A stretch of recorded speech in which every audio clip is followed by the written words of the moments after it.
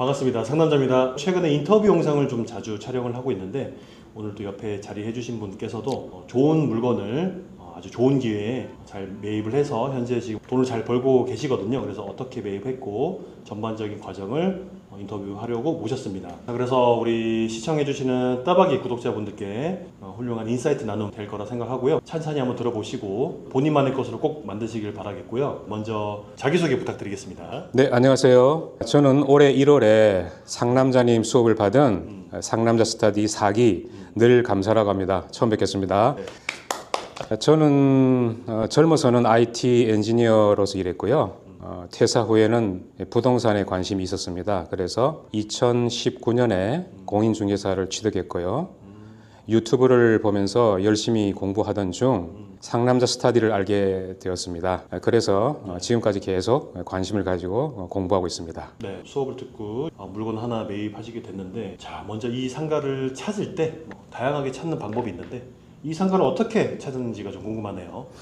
경매 물건도 찾지만 일반 매물로 물건을 찾게 된 케이스인데요. 네. 수업을 받고 나서 상남자님이 주신 매물 검색기라고 하는 프로그램이 있습니다. 네. 그걸 계속 돌리다 보니까 좋은 물건을 발견하게 되어서 그 물건에 관심을 가지고 계속 매수하기 위해서 공부를 하게 됐습니다. 그럼 이 매입하신 물건에 대해서 간단하게 설명 부탁드리겠습니다. 네, 이 매물은요 한 730세대 정도 되는 아파트 단지 내 상가 1층이었습니다. 네. 그리고 편의점이 들어있는 상태였습니다. 그러면 이 물건을 보셨을 때 매수 전에 어떤 투자 아이디어랑 투자 기준 어떤 것들을 보셨는지가 또 궁금합니다. 네, 상남자님의 수업에서 저희가 공부한 대로 네. 일단 1층은 포기하고 1층을 제외한 지상층에서 수익률이 6% 이상 되는 것들, 그 중에서도 평당가가 500 정도 되는 넓은 평수의 상가를 저는 찾고 있었습니다. 그런데 매물 검색기를 돌리다 보니 1층인데도 수익률이 7.5% 되는 물건을 발견하게 된 거죠. 네.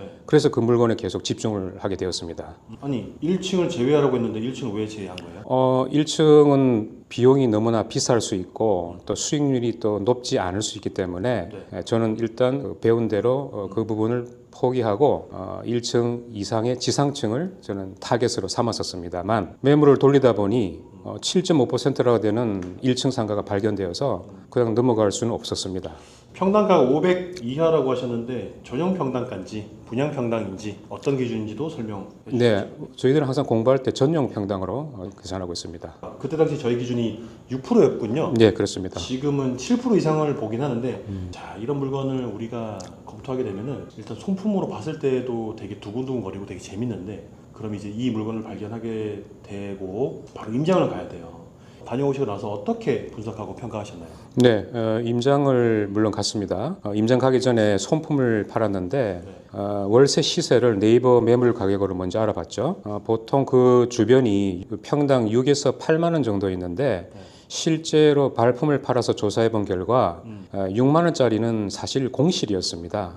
그리고 실제 시세는 굉장히 낮게 3에서 5만 원 정도 형성되어 있었습니다. 근데 제가 보는 이 물건은 편의점인데 평당 한 5만 원 정도의 지금 현재 임차료가 형성되어 있었는데 저는 너무 낮다고 생각되었습니다. 더 받을 수 있다 이렇게 생각한 거죠. 그리고 항아리 상권으로서 입지 경쟁력도 있었고 또 임대차 계약 종료 시점쯤 되면은 현재 임차료를 적정 가격으로 좀 많이 높일 수 있겠다라는 생각에 관심을 계속 가지게 되었습니다. 그러면 매수하기 전에 가장 좀 고민이 됐었던 그런 점은 어떤 게 있었을까요? 그래서 한 500 걸었고요. 가계약금. 네, 가계약금을 걸었고 그 다음에 실제 조사를 하게 됐는데 문제가 뭐냐면은 20년 정도 아파트 좀 낡은 아파트 단지 내 상가인데 관리단이 없다는 점이 있었습니다. 그래서 누가 관리를 해줄 것인가 하는 고민이 있었고 또 그 건물을 방문한 어느 날에 물이 새는 것을 직접 목격했습니다. 네, 누수죠. 관리단도 없는 상황에서 이 물건을 이 누수가 되면 어떻게 하냐 싶어서 포기할까 생각했었는데 이때 제가 상남자님께 의논을 드렸습니다. 네. 상남자님께서 말씀하시기를 비가 새는 썩은 상가라도 다 고쳐서 쓸 수 있다. 네. 라는 긍정적인 피드백을 주셨어요. 돈은 들지만 예, 돈을 들지만 문제 없다.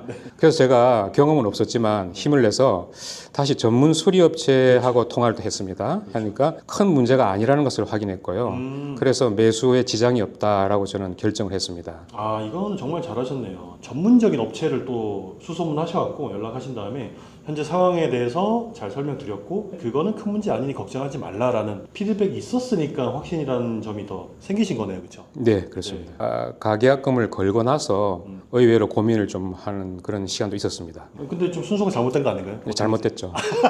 그래서 제가 더 뒤에서 말씀도 드리겠죠. 그 뒤에서 가계약금을 함부로 쏘지 마라. 예, 그렇습니다. 예. 자, 그럼 다음 질문 가겠습니다. 매입을 하는 과정에서 가장 어려웠다고 생각되는 점이 있다면 공유 부탁드리겠습니다. 네, 그거는 과연 이 아파트 단지 내 상가가 상권의 변화에 어떻게 앞으로 변화가 될 것인가 하는 것을 고민하지 않을 수 없었는데요. 일단 지방 도시라서 인구가 줄어들 위험은 없는지, 그다음에 유동 인구가 없는 전용 주거 지역이다 보니까 과연 문제가 없겠는지, 그리고 5, 6년 뒤에 엑시트할 때 매도 차익을 볼 수 있을 만큼 지속적이고 안정적인 상권일지에 대해 생각을 좀 많이 하게 되더군요. 네네. 하지만 그 서울로 연결된 지하철역이 도보 15분 거리 있었던 점, 오, 이거는 저도 지금 처음 듣네요. 예, 그리고 초등고가 도보 10분에 위치하고 있고요. 그리고 신축 분양 아파트가 그 인근에 계속 건설되고 있다는 점, 그래서 인구가 줄진 않겠다는 생각이 들었고요.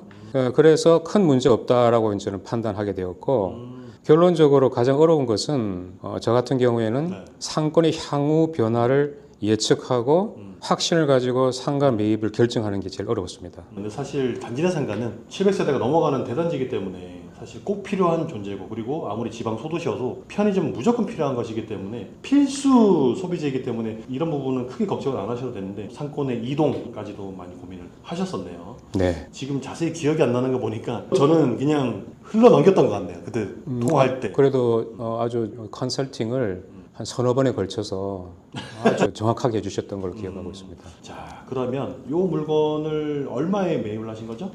이게 3억 6천에 매입했습니다. 41평짜리를 3억 6천에 매수하셨는데 대출은 어떻게 받으셨고요? 또 이자도 또 궁금하네요. 네, 지방 상가는 대출이 많이 나오지 않는다는 것을 저는 이번에 경험했습니다. 더구나 법인으로 매수했는데요.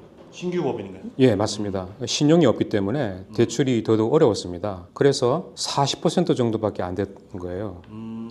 비율이. 그래서 담보 가치의 40% 정도만. 예, 그렇습니다. 예, 낮죠. 그래서 상남자님께서 대출은 아주 많이 알아봐야 된다고 하셔서 인터넷으로 또는 이제 경매 이모님 등 모두 다 알아봤고요.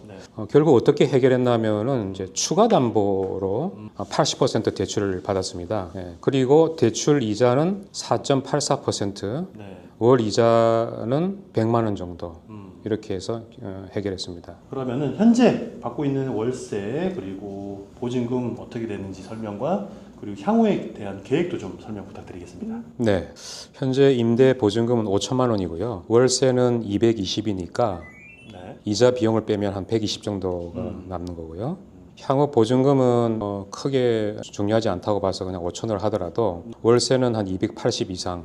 임대차 보호 계약 기간이 끝난 다음에 저는 그렇게 했으면 하는 마음을 갖고 있습니다. 이 또 월세를 올릴 수 있다는 자신감 또 근거가 있잖아요, 그렇죠? 네, 그렇죠.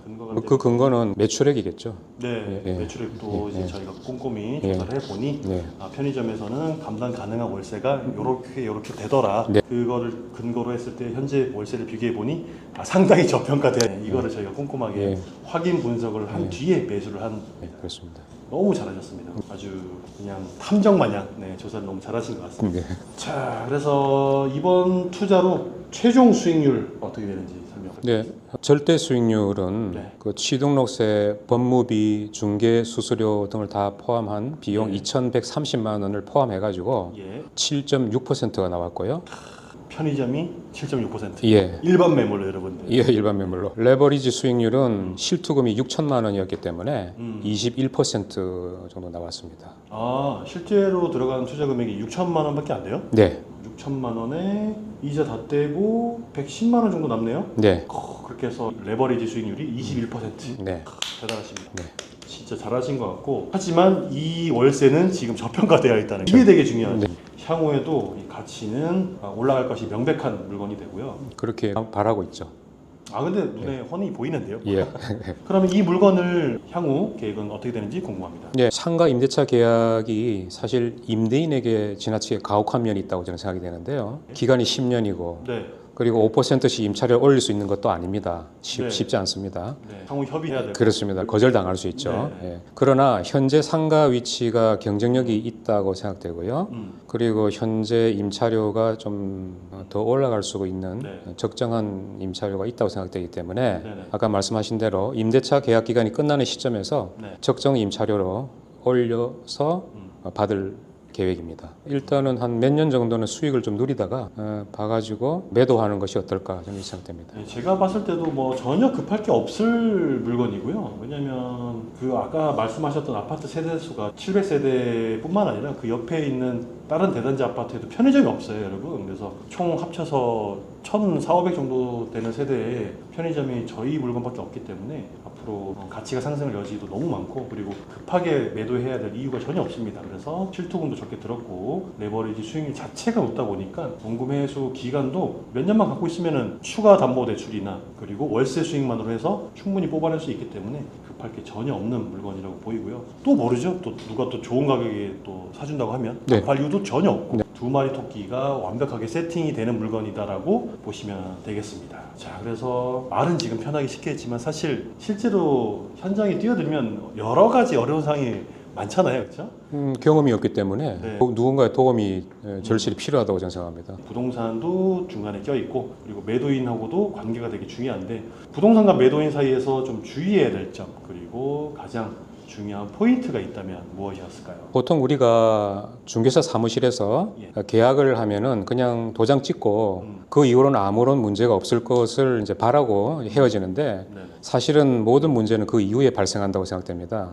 그래서 형식적인 특약사항은 보기에는 그럴듯해도 별로 도움이 되지 않고요. 네, 저는 그 구체적인 특약사항을 자기를 위한 특약사항을 삽입해서 네. 분쟁의 소지를 미리 막으려고 노력했습니다. 아, 그리고 또 한 가지 중요한 거는 관행이 어떻든 간에 계약서는 절대로 계약 당일 현장에서 확인해서 도장을 찍어서는 안 된다고 저는 생각합니다. 계약 전에 미리 계약서 초안을 그렇죠. 받아서 또는 작성해서 쌍방이 서로 확인하고 네. 조정이 필요하다면 조정을 하고요. 네네. 그리고 나서 다 확인된 사항에서 사무실에서 계약을 체결하는 것이 매우 중요하고요. 네. 특히 매수인의 경우에는 물건의 하자가 반드시 계약 기간 중에 발견됩니다. 네네. 그래서 그것도 특약 사항으로 꼼꼼하게 작성해서 자신을 보호할 필요가 있다고 생각됩니다. 상가 투자를 이번에 처음 이제 하신 건데 앞으로의 또 상가 투자에 대한 계획이 있으시다면 말씀 부탁드리겠습니다. 근데 상가 투자는 처음이었고요. 네. 어째 보면은 처음인데도 불구하고 운이 좀 좋았다고 저는 생각이 되기도 하고요.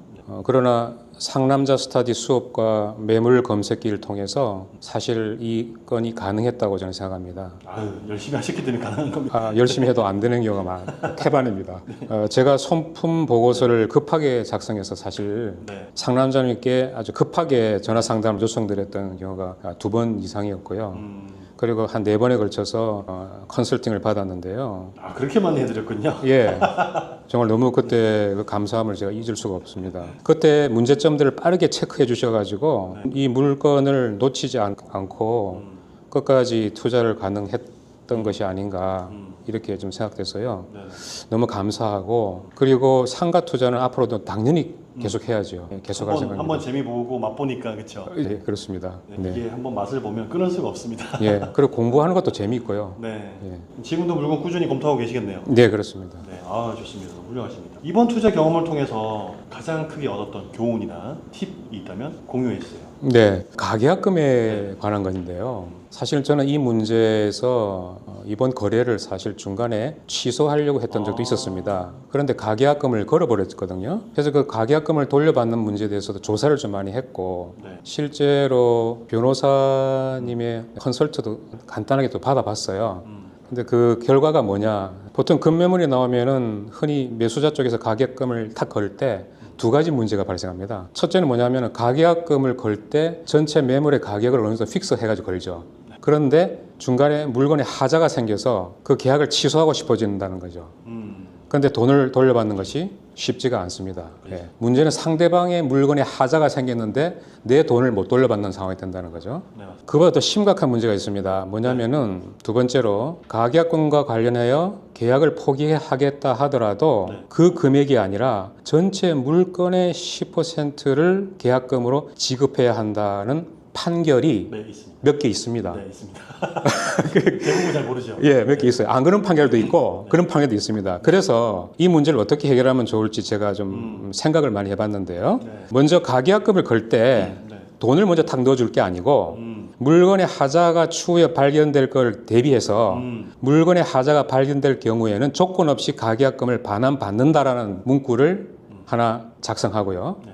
그 다음에 두 번째는 가계약금이 계약금의 일부로 해석되지 않도록 가계약금은 아직 확정되지 않았거나 가계약금으로 계약금을 대신한다라는 문구를 두 개를 상대방에게 보내서 네, 네. 상대방이 오케이 하면은 돈을 집어넣는 겁니다. 이 말은 무슨 말이냐면은 상대방에게 물건에 하자가 생겼을 경우에는 가계약금을 돌려받겠다는 말이고요. 그리고 물건의 10%나 되는 그런 걸 계약금으로 보지 않겠다 이런 말이거든요. 예. 그래서 물건의 하자를 충분히 검토한 다음에는 정식으로 계약금을 원래 물건 가격의 10%로 합의 변경하면서 계약서를 작성하면 될 것 같습니다. 네, 정말 중요한 꿀팁, 실전에서만 얻을 수 있는 정말 핵심 꿀팁을 얘기해 주셨습니다. 가계약금을 쏠 때 그냥 쏘지 않고 이런 안전장치 한 2줄 정도를 문자를 통해서 쌍방 합의가 되는 조건으로 계약금을 쏘자. 요거 말씀해 주시면서 좀 궁금한 게 있네요. 네. 취소는 왜 하려고 하셨습니까? 물이 셌어요. 물이 세서 순간적으로 기분이 상하셨군요. 아니 그게 아니라 겁이 났죠. 왜냐하면은 상가가 새 것도 아닌데 네, 네. 관리단이 없지 않습니까? 네. 그러면 나중에 이거를 공용 부분에서 셀 경우에 서로 합의를 해가지고 공용 부분을 고쳐야 될 텐데 합의도 안 될 것 같고 이런 여러 가지 문제 때문에 이거 큰일 났다 이런 생각했었죠. 팁을 드리자면 이런 물건이 좀 많습니다, 사실. 계약하고 난 다음에 중대한 하자가 발견되는 경우가 꽤 많거든요. 특히 오래된 건물일수록 이런 특히 누수 같은 문제. 근데 뭐라고 해야 되지? 닥치면 다 한다. 물론 시간과 돈으로 대부분 해결되긴 하지만 기분이 상하는 건 어쩔 수 없고요. 하지만 그만큼 싸게 샀으니 이런저런 경험들을 통해서 점점 더 저희는 이제 실력이 또 쌓인다고 긍정적으로 생각해 보면 괜찮다고 보이고 그런 이유로 인해서 취소? 거기까지는 생각 안 하셔도 좋을 거라 생각해요. 왜냐면 이런 경우가 되게 많거든요. 네. 최근에도 이런 사건이 있었습니다. 정말 싸게 샀는데 전화 와가지고 물이 셉니다. 저도 실사례가 있는데 저의 경우는 새 건물이었거든요. 네. 새 건물이었는데 살 때 당시에도 문제가 없었어요. 예. 임차인이 잘 쓰고 있었어요. 예. 근데 한 반년 지나니까 물이 새기 시작해요? 옥상에서 물이 새는데 지하 주차장까지 물이 새는 바람에 어쩔 수 없이 그냥 주인들끼리 십시일반 십시일반 모아가지고 그냥 조금씩 해가지고 서로 조금 양보하는 거 양보하면서 유연하게 대처. 예. 이게 뭐 원칙적으로 되는 거는 좀 잘 없는 것 같습니다. 투자라는 세계가. 자, 그래서 오늘 소중한 인터뷰 해주셔서 너무 감사드리고 지방에 지방도 아니죠. 서울로 연결되는 지하철까지 연결되는 그 바운더리 안에 있는 아파트가 엄청 많고 아파트에 유일무이하게 얘만 편의점 독점 자리를 훌륭하게 찾으셔서 21%라는 아름다운 수익률로 세팅을 하신 아주 모범적인 성공 사례들도 공유해 주셔서 감사합니다. 오늘 인터뷰 감사합니다. 네, 감사합니다. 네, 수고하셨습니다. 네.